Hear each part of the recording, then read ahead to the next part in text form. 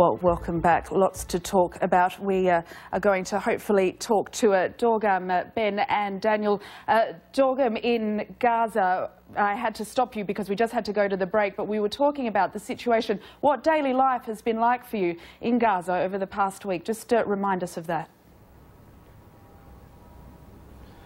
Over the past week here in Gaza, what we've been seeing is somewhat of an escalation that has led to the death of well over 5 civilians or individuals here in Gaza. Bombardment continues overnight, mostly in the late hours of the night. During the daytime, there hasn't been much activity, but it just so happens to start midnight onward, mostly in the outskirts of the Gaza Strip. Over the past couple of nights, it's been centered on the south and the west of the Gaza Strip.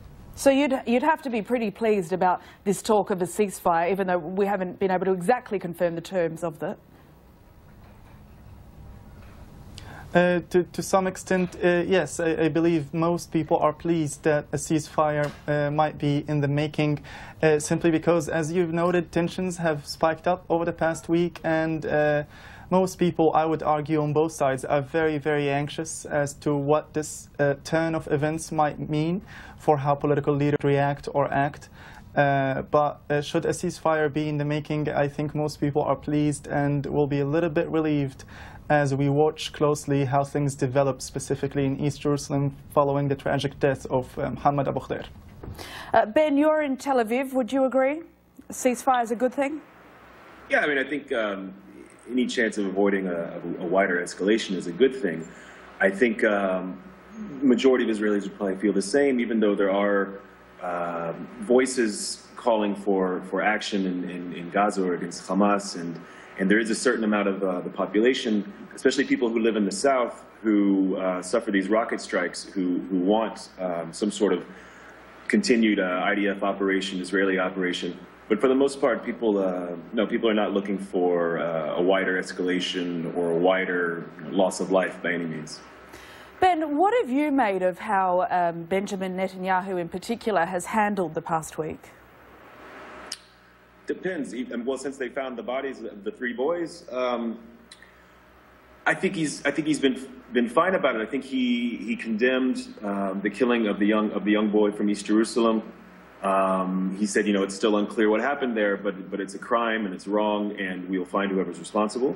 I think that was a good point. I think at the eulogy for the big national funeral for the 3 teenagers, he possibly could have made a more pronounced statement about a call for calm or whatnot. But I think for the most part right now, I think he's doing fine. I think there will be time and reasons to criticize him for a lot of other things during these 18 days. You know, when he knew, what he knew about whether or not these boys were dead, what his case is against Hamas, the reasons for the operation, all these other things. But how he's done for the past week, I don't think there's really much criticism towards him here in Israel. And I just want to put the same question first to Dorgam. Your views on how Mahmoud Abbas has been handling the events of the last week? I believe that President Mahmoud Abbas has been handling those events as best as can be, because the dynamic is different on the Palestinian side. I think it's difficult to compare Mahmoud Abbas and Prime Minister Benjamin Netanyahu, simply because the state of Israel has penetrated the West Bank without regard to the presence or the role of Mahmoud Abbas at the onset of the tragic events. But at the same time, we all know that President Mahmoud Abbas has condemned the kidnappings from the onset. His security forces have cooperated with that of the State of Israel to the extent or possible in terms of an effort to finding the kidnapped teens.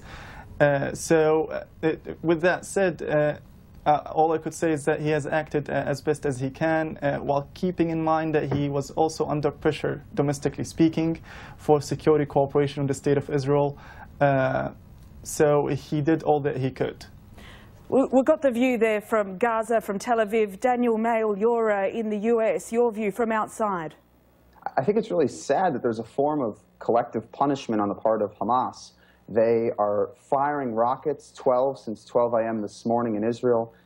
People can't even go within longer than 15 seconds from a bomb shelter. And as a result, Israel's forced to take action against the militants that are making their home in the Gaza Strip. And as a result, the Palestinian society suffers because of this militant group. In regards to Mahmoud Abbas, unfortunately, he too is holding a Palestinian society captive, because what he's doing is he's talking out of both sides of his mouth. When convenient, he renounces these kidnappings, but he just formed a recent unity government with the same people that carried out this terrorist, brutal murder. And unfortunately, it's the innocent Palestinians and the Israelis that suffer at the hands of these radicals on the part of Palestinian culture and society. Daniel, we still don't know, though, that Hamas did it. They've denied it. Well, I think it's a little preposterous to contest that Benjamin Netanyahu and the Israeli government would go out there and so vehemently say that it was Hamas. There's a lot of evidence. They actually have said that these two alleged kidnappers haven't returned home. I think that to indicate that the Israeli government would go out so far as to go to the UN, would go to the United States, and would publicly declare this only to make up some, random allegation, I think is rather preposterous. Ibrahim, I want to bring you back. You're a journalist. What's your view on the Hamas denials? I mean, people like Daniel feel very strongly Benjamin Netanyahu pinned the blame on Hamas. Well, Hamas, as we all know, denied that they have any involvement in this kidnapping and killing of the 3 Israeli teens. I cannot speak for Hamas, but you have to understand, and you have to put this into context, that there are 5,800 Palestinian prisoners, and many Palestinians, especially those who have prisoners inside Israeli jails, are very frustrated, feel that there's no way to get their sons back home except through a prisoner exchange. And that has been the norm in the past. That has been the norm pretty much everywhere in the world. Prisoners are released in exchanges.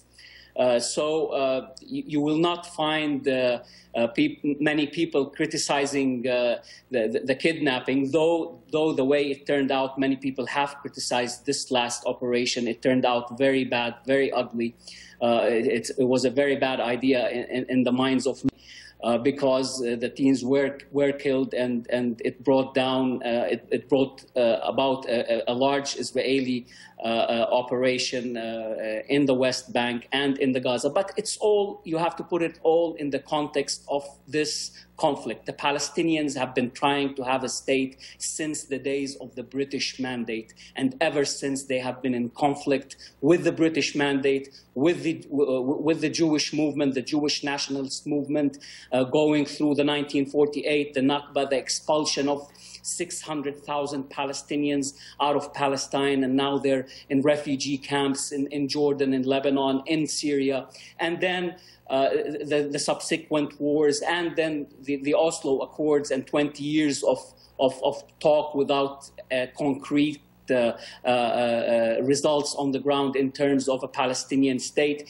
The Israelis and much of the international community, the Palestinians, feel that they're trying to bring about an economic peace, but not a Palestinian state. There's a big idea inside the Israelis that Palestinians are only looking for jobs and economic welfare and economic well-being.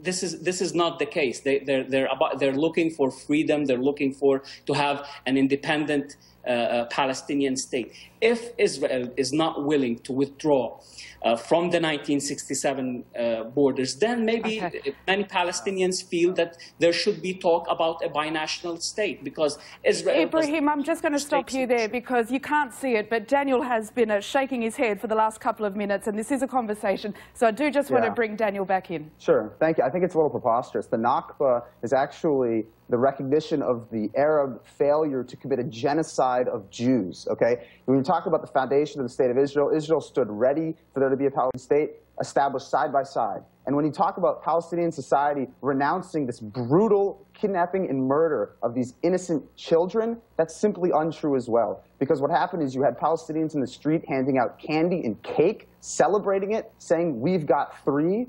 This is not a society that has rejected it. The mother of one of the alleged kidnappers said that if her son did it, she's proud. She then said that she's going to raise his sons to be martyrs for jihad. This is not a society that has proved that it stands ready for peace, and we're talking about real peace. Benjamin Netanyahu and the Israeli public are ready for real peace, not a land for peace where they give peace in hopes that it will become a productive country standing side by side, but rather a peace made between two peoples that stand ready to uniformly renounce any form of brutality.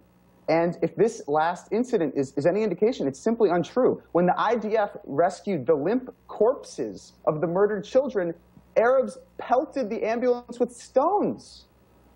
Dorgan, your views there from Gaza? I'll just respond to Daniel's input before I address your questions. First of all, Daniel, I'm not going to go ahead and give you a lesson in history, but I'll go ahead and only point out that we've all seen the rather disgusting incitement campaign that had begun yesterday, and we've seen many of those from the Israeli society. And I am not going to go ahead and argue with you, they did that, we do that, they did that, we do that. I'll only say it takes two to tango. You want some Palestinians to renounce violence, I want Israelis to renounce occupation. There is no question about that. You want Palestinians to recognize some rights that have not, of Israelis that they have not recognized yet. I want Israelis to recognize my own rights as well. It takes two to tango. You know it, I know it, many people know it. It's just problematic enough that we seem to forget. Until then, it's just not, we're not going to progress enough. We'll remain stuck, you with your own views, mine with my own views, and history will go on. I'm concerned with the innocent Palestinian children who wake up, maybe flip on the TV, and have incitement and are encouraged to hate Jews. That's in the Palestinian Authority television. It's proven. It's online. You can go find it. How do we stop that, Dorgan? How do we stop that? Yeah, how do we stop a society that appears to be indoctrinating youth? Where are the human rights of the children? Don't the children have a right to decide whether or not they want to hate Jews and hate Israel? Let us not use unrealistic words here and unrealistic expressions. I do not particularly believe that children are capable of hating, period, let alone hating Jews as such. But there are children suicide bombers. I think the problematic of what you are saying is that you are just generalizing. You're talking about a society as a whole. Now, that's what I take issue with. I grew up in the Gaza Strip my whole life, Danielle. I haven't grown up to hate Jews or Israelis or anyone who is different from me. I have not. I can tell you that I've watched the same television channels you're talking about. Here I am talking to you. So it just seems to me that we ought to be a little bit more careful with discussing these issues. We know that incitement takes place on both sides. The solution to it isn't just simply pointing it out that it happens there and here. The solution to it is being committed to the idea that once we recognize it, we deal with it accordingly. Tell me, yeah, you've just pointed it yourself. Tell me, how would you want to deal with it? Well, I think, first of all, we should work as a world, really a world society that should firmly reject any form of terrorism. So first, we should defund, on the part of the United States, I'm an American, we should defund any organization that is encouraging terrorism. And we should hold every society to account, right? Israelis firmly reject the extremists who would hold such views that would encourage violence, right? I am, as an American and as a Jew, I firmly believe and I reject any calls for violence against innocents. That is something that is shared by the majority, by almost everyone. But you do recognize that there are some cabinet ministers in the State of Israel and other public figures that call for the same violence, right? The same violence. Can you please tell me a Israeli cabinet member who calls for children to serve as suicide bombers? Could you repeat that, please? So in Palestinian society, there seem to be some people that have power in government that call for suicide bombings, for jihad, for the killing of Jews. Can you tell me anyone in the on the part of the Israeli government that would call for suicide bombings into Palestinian civilians? It's been heard repeatedly, Daniel. I'm not going to go ahead and give you a list of names. Again, I think you are being either too narrow or too broad in your assessments, because we all know that there are some cabinet ministers in the State of Israel who outright despise Arabs and have made disgusting remarks about Palestinians and Arabs, and have pretty much rallied people around that. Now, of course, suicide bombing possibly does not compare to these issues, but at the core of it is the same idea of hatred and the same idea of anger towards one another. Then again, you have the problem of Israeli officials, if not cabinet ministers, they're public figures, such as the mayor of Jerusalem and whatnot, who have made some seriously hateful remarks against Arabs and Palestinians and Christians. And then you have the price tag gangs in the State of Israel or in occupied Palestine that commit many, many crimes that are just at their most basic level, in my own view, are not any different than what you would point out as some serious violence from the Palestinian side. Okay. It's all the equivalent of sheer hatred and disgusting incitement against one another. Dorgum and Daniel, I'm just going to stop you two there for the moment, because we do have a video from Elizabeth. She's a human rights worker near Tel Aviv in Israel. She sent us this video on WhatsApp. Let's have a listen. War in Israel, with much more than 3 casualties, unfortunately.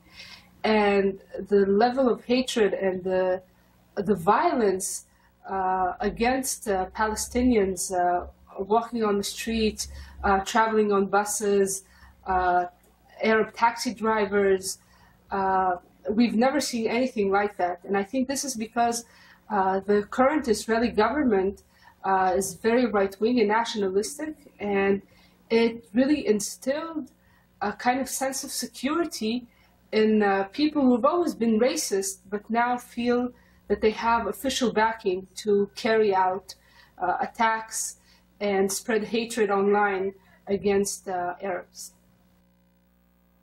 Okay, that was the view from Elizabeth, Tel Aviv. Ben, I guess it's a political view, one anti-Netanyahu. Your thoughts? Well, if I could just say about what we were talking about before, there's a lot of mention here about context and what context this comes in. I think it's important just or for people to say that regardless of any context, there's no context that can possibly explain the murders of teenage civilians, either on this side or the other. Also cannot any context explain the murder of this Palestinian boy from East Jerusalem. So that's one thing. In terms of whether or not we see a larger of such sort of nationalism or hatred or whatnot in Israel the last few years, that's certainly an argument I've heard quite a bit. I think you do have a right-wing Israeli government. You have a public that has become more right-wing than it was in the past. And you do hear, I think, on social media and other places, voices or sentiments that might have been more rare in the past. Having said that, I don't think that by any means, that there is a majority of Israelis who are calling for acts of violence like this, who are in support of lynchings or riots or things like that. It's still a minority of people, and it's still something that in our political class people are condemning. Are they doing enough? I don't believe so. Is the police doing enough? The Shin Bet security service? No. But I don't think that we're in a situation where incidents like what happened, like the murder of this Palestinian boy this week, if it turns out it was Jews, I don't think we're in a situation where that is justified by our society, or where it is tolerated, or where by any means it should be. And I think that's where we're at right now, even though there are troubling sentiments and currents moving through Israeli society as of late. We've only got a couple of minutes left, and I want to get a final word from the three of you. What do you think is going to happen, or should happen, in the next couple of days? Ben, I'll start with you. Well, I think that happen in the next couple of days. I would hope some sense of calm.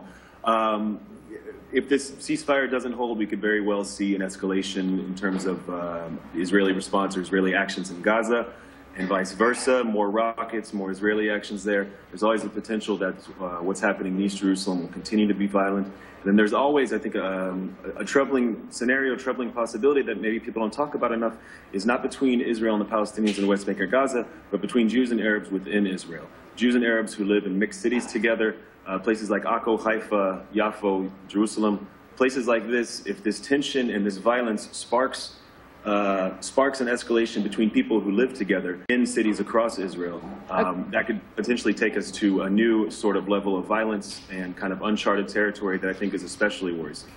Daniel, 30 seconds.